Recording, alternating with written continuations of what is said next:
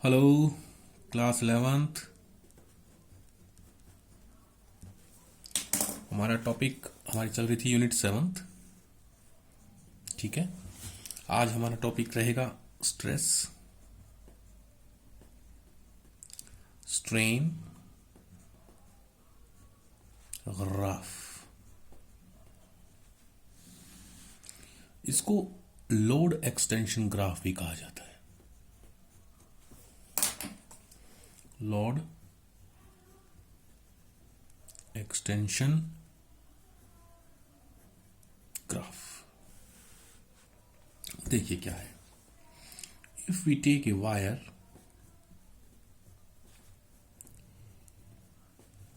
और स्प्रिंग, अगर हम एक वायर और स्प्रिंग ले लें ऑफ 100 सेंटीमीटर लेंथ, ठीक है, and apply load at one of its edge, then its length will increase as per table। तो उसकी लेंथ है ना, मैं एक टेबल बनाऊंगा, उसके अकॉर्डिंग इंक्रीज होगी। देखिएगा कैसे। क्या है हमारे पास, हमने 3 कॉलम्स ले लिए।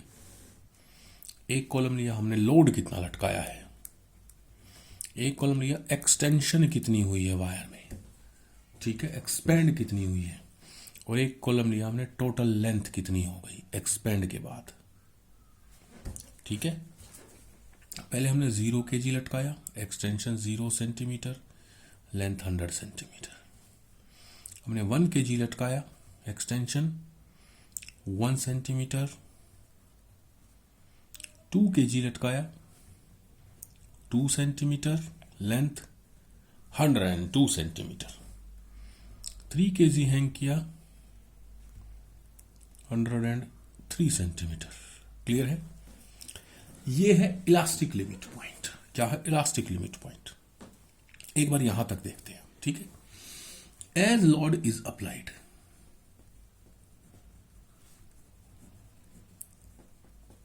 or stress is applied, जब तक लोड या स्ट्रेस अप्लाई किया गया है, एक्सटेंशन इन द वायर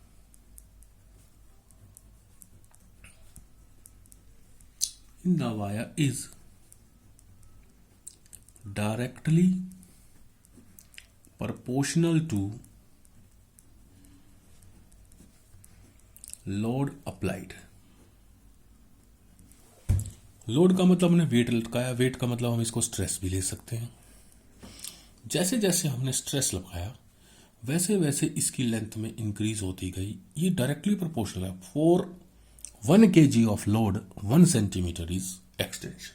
ठीक है, hence we can say load is directly proportional to extension or stress is directly proportional to strain up to 3 kg, 3 kg तक। तो अगर आप ग्राफ ड्रॉ करेंगे एक, तो ये है स्ट्रेस इस तरफ, ये है स्ट्रेन इस तरफ। इसी को लेके ग्राफ ड्रॉ करते हैं। 0 सेंटीमीटर, 101, 102, 103, 1 kg, 2 kg, 3 kg। जैसे जैसे बढ़ाया 1 kg पर 101 सेंटीमीटर, 2 kg पर 3 kg पर, यानी अप टू दिस ग्राफ कैसा आया हमारा, straight line. Up to point A graph is straight line because stress is directly proportional to strain. अब हम क्या करेंगे, मान लो 3 kg से घटा के हमने 2 kg कर दिया, तो हम वापस यहां 2 kg से हटा के 1 kg कर दिया यहाँ और 1 kg 0 कर दिया, तो वापस हम ओरिजिनल शेप पर आ जाएंगे। यानी अगर हम इसको रिड्यूस करेंगे तो वापस हम 100 सेंटीमीटर लेंथ पर आ जाएंगे स्प्रिंग की। क्लियर है? लेकिन इसके बाद जैसे ही हमने 4 kg लोड किया, 4 kg किया, तो एक्सटेंशन मिली 4.5 सेंटीमीटर। यानी इलास्टिक लिमिट पॉइंट को हम क्रॉस कर गए और अब हमारी टोटल लेंथ होगी 104.5 सेंटीमीटर हो गई। ठीक है, क्लियर? तो अब हमने क्या किया है, 3 kg से आगे 4 kg लगा दिया। क्लियर? जैसे ही हमने 4 kg लगाया, अब क्या है, स्ट्रेस तो उतना ही बढ़ा है लेकिन स्ट्रेन ज्यादा हो गया। तो हमारा ग्राफ हो जाएगा स्ट्रेस तो उतना ही बढ़ा लेकिन स्ट्रेन ज्यादा हो गया, ऐसे आ जाएगा। क्लियर है? अब हम पॉइंट बी पर पहुंच जाएंगे। कहां पहुंच जाएंगे? पॉइंट बी पर। अब क्या होगा देखना, इस टेबल से देखो, 4 kg को घटाया 3 kg किया, तो वो 104.5 की बजाय कहां पहुंचेंगे, 103.5 पर पहुंचेंगे। ठीक है, 3 को हटा के 2 किया तो 102.5 पर पहुंचेंगे, 2 को हटा के 1 किया तो 101.5 पर पहुंचेंगे, और 1 को रिमूव करके अनलोड कर दिया, सारा लोड हटा दिया, तो 101.5 की बजाय हम पहुंचेंगे 100.5 पर। जबकि एक्चुअल लेंथ कितनी थी, 100 सेंटीमीटर। पहुंचे कहां हम, 100.5 पर। तो 0.5 सेंटीमीटर परमानेंट क्या हो गई, इंक्रीज हो गई, लेंथ में हो गई ना परमानेंट इंक्रीज। यानी अब हम अनलोड करेंगे ना वायर को, तो हम ग्राफ को वापस फॉलो नहीं करेंगे और हम पहुंचेंगे कहां पर, एक पॉइंट ओरिजिन की बजाय हम पहुंचेंगे ओ डैश पर। ओ डैश क्या हो गई, ओ डैश क्या हो गई, permanent extension in length. Clear है? ये कब हुआ, जब हमने 3 kg से ज्यादा लगाया, यानी जब हम ए पॉइंट से आगे चले हैं। Now as we increase the load, weight, the extension will be more। Extension क्या हो गई, ज्यादा हो गई, हमारे पास 1 सेंटीमीटर होनी थी, 1.5 हुई। क्लियर है? So the graph will not be straight line beyond point A। A के बाद स्ट्रेट लाइन नहीं होगा।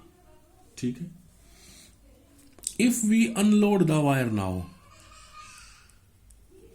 If we unload the wire now, अब अगर हम वायर को घटाने लग गए वजन, तो हम वापस ओरिजिन पे नहीं पहुंचेंगे, हम पहुंचेंगे ओ डैश पर। और ये ओ डैश क्या होगी, परमानेंट बढ़ गई भाई लेंथ अब उसकी। क्लियर है? Clear? Unload the wire now from point B. Point B से हम क्या करने लगे, अनलोड करने लगे।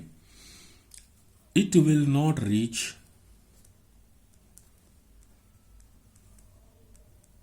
To original shape.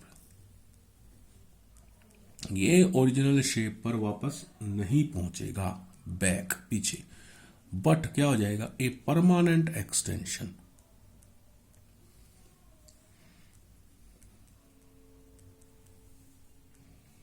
O dash will be there. ठीक है, क्लियर? यानी हमारे पास 2 पॉइंट आ गए, ए आ गया elastic limit point,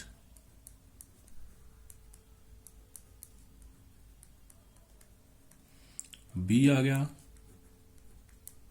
point of permanent extension, सी आएगा अब आगे, जो भी पॉइंट आएगा अब उसको एक्सप्लेन करते। अब हमने क्या किया है, again we increase the load, हमने दोबारा लोड इंक्रीज कर दिया। ठीक है, तो हम क्या होगा, हम एक पॉइंट सी पर पहुंच जाएंगे। कहां पहुंच जाएंगे, सी पर। अब हम वजन नहीं बढ़ाएंगे, 4 से 5 किया तो एक पॉइंट सी पर पहुंच गए। अब हम वजन नहीं बढ़ाएंगे, अब उस वजन का, उस वेट का आफ्टर इफेक्ट होगा। वो उस वेट की वजह से वायर धीरे धीरे धीरे धीरे अपने आप बढ़ती रहेगी लंबाई में। क्यों? क्योंकि वो वायर की इलास्टिसिटी को वो वेट कम करता रहेगा, तो वायर धीरे धीरे या स्प्रिंग धीरे धीरे धीरे धीरे लेंथ में क्या होता रहेगा, इंक्रीज होता रहेगा। यानी हम स्ट्रेस नहीं अप्लाई करेंगे, वेट नहीं बढ़ाएंगे, लेकिन स्ट्रेन होगा। तो यहाँ से ग्राफ स्ट्रेस तो बढ़ा नहीं, लेकिन स्ट्रेन बढ़ने लग जाएगा। तो हम कहाँ पहुंच जाएंगे, पॉइंट सी से पॉइंट डी पर पहुंच जाएंगे। पॉइंट सी तक पहुंचने के बाद क्या होगा, एक बार फिर से सुनते हैं कि without applying the stress there will be strain. जो हमने वेट लटका रखा है, 4 से 5 किया, 5 से 6 किया, जो लटका रखा है ना, उसका इफेक्ट धीरे धीरे अपने आप वायर की लेंथ को या स्प्रिंग की लेंथ को इंक्रीज करता रहेगा। ठीक है, तो क्या हो जाएगा हमारे पास, पॉइंट ऑफ परमानेंट एक्सटेंशन आ जाएगा। ये क्या आ जाएगा, पॉइंट ऑफ परमानेंट एक्सटेंशन आ गया था, पॉइंट बी से आए, लोड इंक्रीज किया सी पर, और जैसे ही सी पर पहुंचेंगे वहां पर क्या होगा, अपने ही जो वेट है उसके आफ्टर इफेक्ट्स होंगे। उस वेट के कारण धीरे धीरे धीरे धीरे हम वेट इंक्रीज नहीं करेंगे तो भी उसकी लेंथ क्या होगी, बढ़ती रहेगी। तो देखिए स्ट्रेस तो इतना ही है, स्ट्रेस नहीं बढ़ा रहे हम, स्ट्रेन आगे जा रहा है। क्लियर है, ठीक है। Third point, now when we increase the weight again,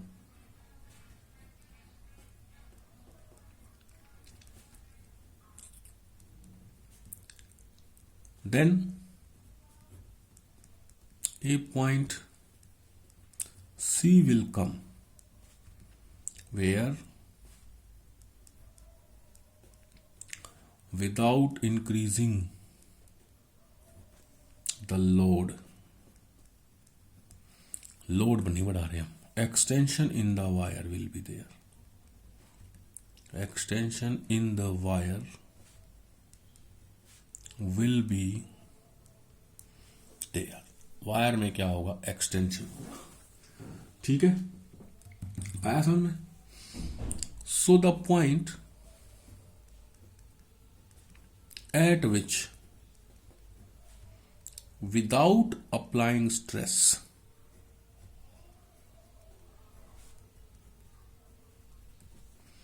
strain will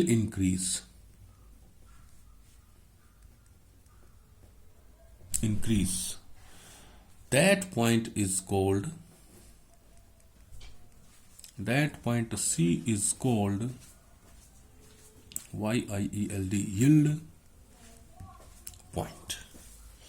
तो पॉइंट C हमारा क्या आ जाएगा, B से C पर yield point, YIE yield point, जहां पर क्या है, without increasing the load there will be increase in the strain up to D point. ठीक है, अब हमने क्या किया, fourth, beyond point C, fourth point क्या आ गया हमारा, अब हमने दोबारा लोड को इंक्रीज कर दिया, ना डी तक पहुंच गए, दोबारा लोड को इंक्रीज कर दिया। Beyond point C, point D and E comes where the stress is very much high,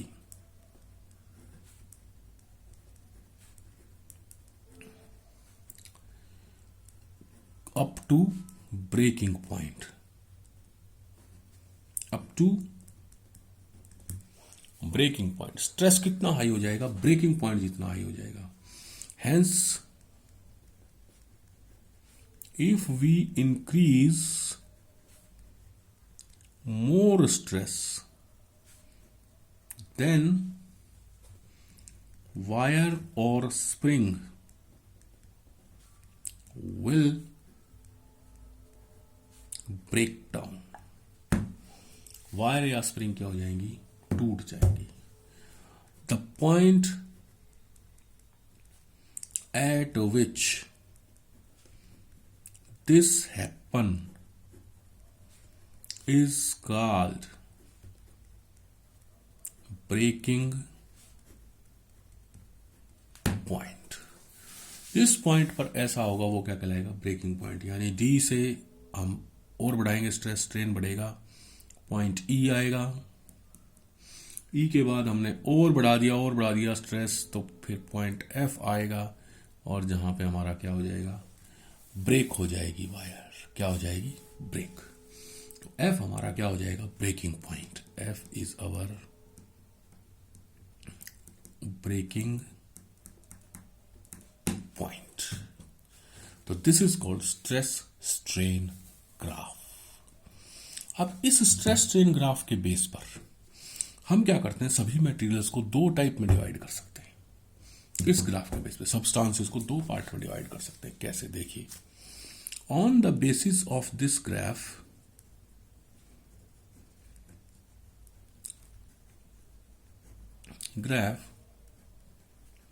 the substances can be divided in two types. Number one, ductile material.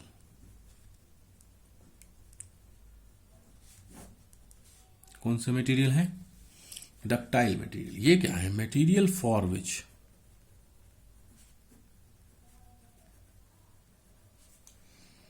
the elastic limit point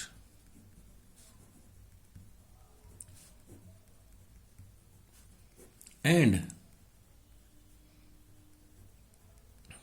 breaking point are far away। ऐसे material जिनके लिए elastic limit point graph में और breaking point, जैसे हमने graph किया था ना अभी, तो ग्राफ में क्या था हमारे पास, एक इलास्टिक लिमिट पॉइंट था और एक क्या था, ब्रेकिंग पॉइंट आया था ना, जिसके लिए ये इलास्टिक लिमिट पॉइंट आया था। बी पर गए, point of permanent extension, C पर यील्ड पॉइंट, उसके बाद डी ई एफ, यानी A elastic limit point, F breaking point. ये दूर दूर होंगे, उनके लिए उन्हें हम क्या कहेंगे, डक्टाइल मटेरियल। ठीक है, सच material are used for making sheets, wire, spring, etc. क्यों? क्योंकि इलास्टिक लिमिट पॉइंट के बाद भी उन पे हम फोर्स लगाएंगे ना, तो फोर्स को छोड़ेंगे तो वो क्या होगा, वापस अपनी ओरिजिनल शेप पर आ जाएंगे जल्दी से। तो डक्टाइल मटेरियल, स्प्रिंग और शीट और ऐसी चीजों को ही बनाया जाता है ना कि इलास्टिक लिमिट पॉइंट के बाद भी इनको क्या करते हैं, हम यूज करते रहे और वो टूटे ना। क्लियर है। सेकंड है ब्रिटल मटेरियल। ब्रिटल मटेरियल ये क्या है, जिनके इलास्टिक लिमिट पॉइंट और ब्रेकिंग पॉइंट पास पास हो। Whose elastic limit point and breaking point are very near, such that material breaks up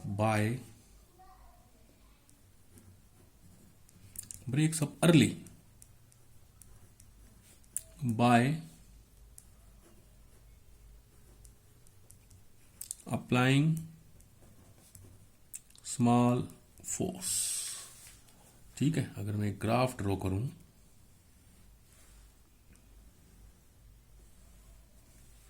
stress strain,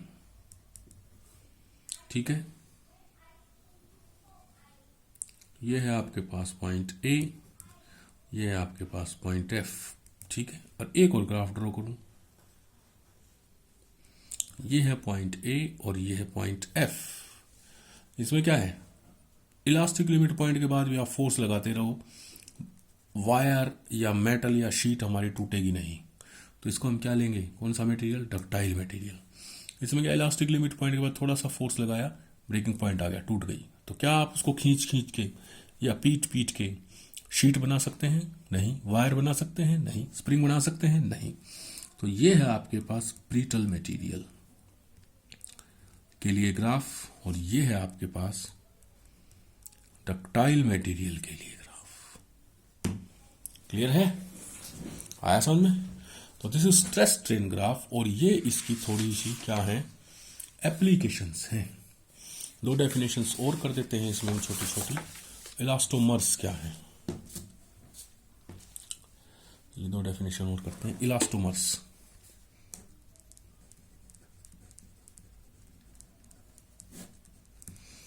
elastomers क्या है हमारे पास, दोज सब्सटेंस, वो substance, those substance for which stress strain graph is not straight line within elastic limit point। यानी elastic limit point तक तो हमारा graph क्या था, स्ट्रेट लाइन था। वो सब्सटेंस जिनके लिए इलास्टिक लिमिट पॉइंट तक भी ये ग्राफ स्ट्रेट लाइन ना होना, उन्हें हम इलास्टोमर्स कहते हैं। क्या कहते हैं? इलास्टोमर्स। अगला है elastic after effect.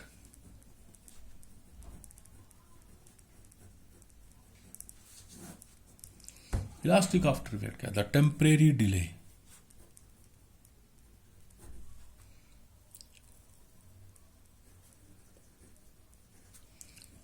in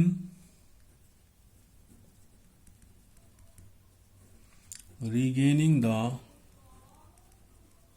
original configuration by an elastic body। Elastic body को टेम्परेरी डिले हो जाए ओरिजिनल कॉन्फ़िगरेशन को क्या करने में, रीगेन करने में। कब? After removing the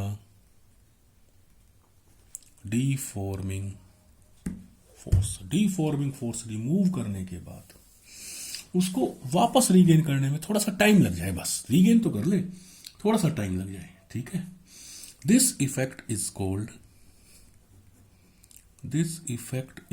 called elastic after effect. जैसे स्प्रिंग तो एक झटके में वापस आ जाता है, स्प्रिंग एक झटके में आ गया। कुछ बॉडीज होती है प्लास्टिक, उनको मोड़ दीजिए, फिर वो धीरे धीरे क्या करेगा, अपनी ओरिजिनल शेप को प्राप्त करेगा।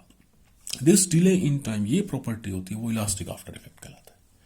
ठीक है, तो आज की क्लास में इतना ही कीजिए, नेक्स्ट क्लास में फिर मिलते हैं।